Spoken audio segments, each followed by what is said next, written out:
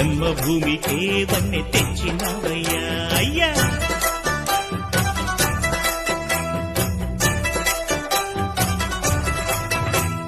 మట్టి నుంచి పుట్టి పెరిగి మనిషైన వాణ్ణి, కట్టుబట్టలుంటే చాలు అనుకున్న వాణ్ణి, కాటివారి సేవకై బ్రతికున్న వాణ్ణి.